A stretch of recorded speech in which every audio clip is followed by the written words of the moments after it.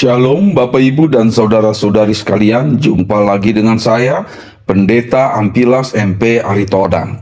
Sebelum kita merenungkan firman Tuhan, marilah kita berdoa.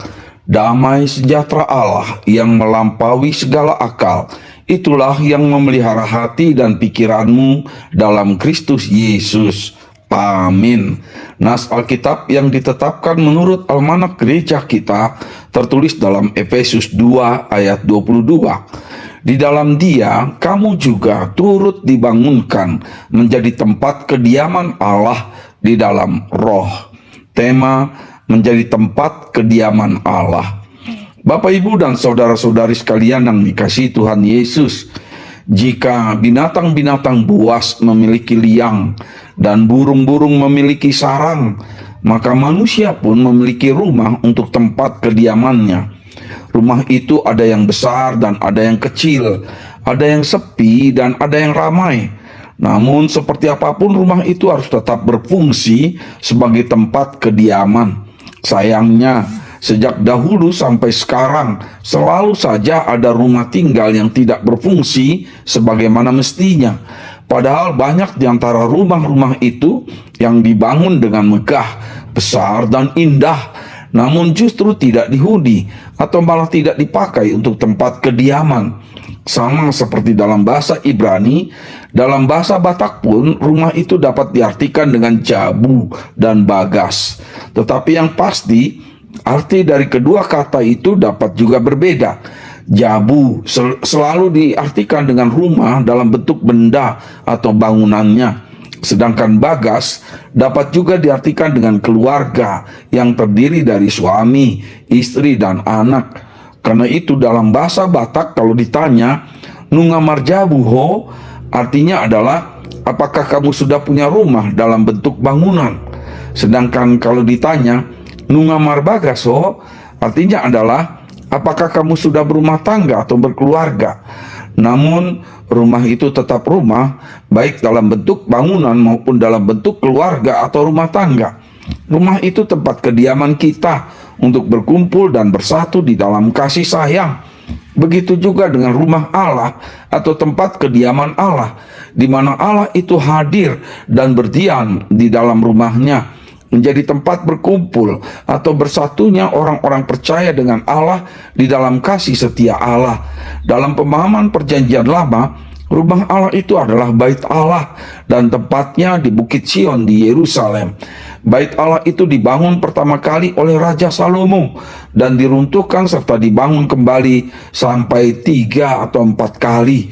Ya, bait Allah atau tempat kediaman Allah itu masih bisa hancur dan diruntuhkan oleh manusia.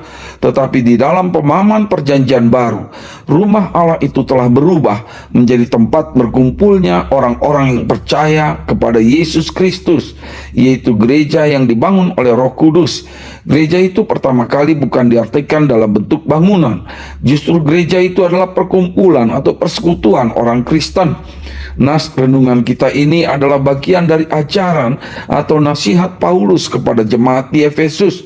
Banyak di antara anggota jemaatnya yang tidak mengenal tradisi Yahudi atau ajaran para nabi dari Perjanjian Lama. Bahkan sebenarnya menurut agama Yahudi, mereka termasuk bangsa-bangsa kafir yang tidak mengenal Tuhan. Mereka tidak dapat disebut sebagai bangsa pilihan Tuhan. Namun kedatangan Yesus yang memberitakan damai sejahtera kepada mereka yang jauh dan damai sejahtera kepada mereka yang dekat, membuka peluang bagi mereka yang dekat, yaitu orang Israel, maupun bagi mereka yang jauh, yaitu orang-orang lain di luar orang Israel, untuk menjadi tempat kediaman Allah. Sehingga Paulus berkata, "Demikianlah kamu bukan lagi orang asing dan pendatang, melainkan kawan sewarga dan orang-orang kudus dan anggota-anggota keluarga Allah." Karena itulah di dalam Yesus Kristus mereka juga turut dibangunkan menjadi tempat kediaman Allah di dalam Roh.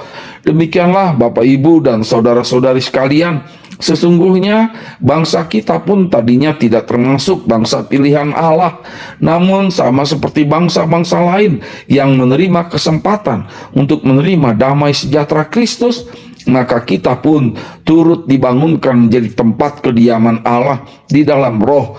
Sebagai tempat kediaman Allah, kita pun harus dapat merasakan kehadiran Allah dalam hidup kita. Selain itu, kita pun telah menjadi kawan swarga dan orang-orang kudus dan anggota-anggota keluarga Allah. Maka semua sikap dan perbuatan kita pun harus dapat menunjukkan jati diri kita sebagai tempat kediaman Allah, yaitu dengan ikut serta memberitakan damai sejahtera Kristus, saling mengasihi dan saling mengampuni. Amin. Kita berdoa. Sungguh kami bersyukur kepadamu ya Allah Bapa kami di dalam Yesus Kristus, karena kami yang tadinya jauh dan tidak dapat disebut sebagai umat pilihanmu telah Engkau terima menjadi kawan swarga dan anggota keluarga Allah di dalam damai sejahtera Kristus. Terima kasih Tuhan. Amin.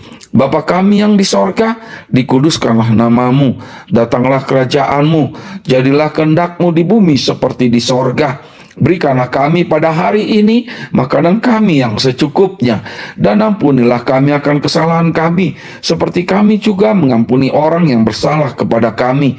Dan janganlah membawa kami ke dalam pencobaan, tetapi lepaskanlah kami daripada yang jahat, karena Engkaulah yang mempunyai kerajaan dan kekuasaan dan kemuliaan sampai selama-lamanya. Amin. Kasih karunia dari Tuhan Yesus Kristus dan kasih setia dari Allah Bapa dan persekutuan dengan Roh Kudus, itulah yang menyertai kamu sekalian. Amin. Shalom Bapak Ibu dan saudara-saudari sekalian. Sampai jumpa lagi di kesempatan berikutnya bersama dengan saya, Pendeta Ampilas MP Aritonang. Shalom.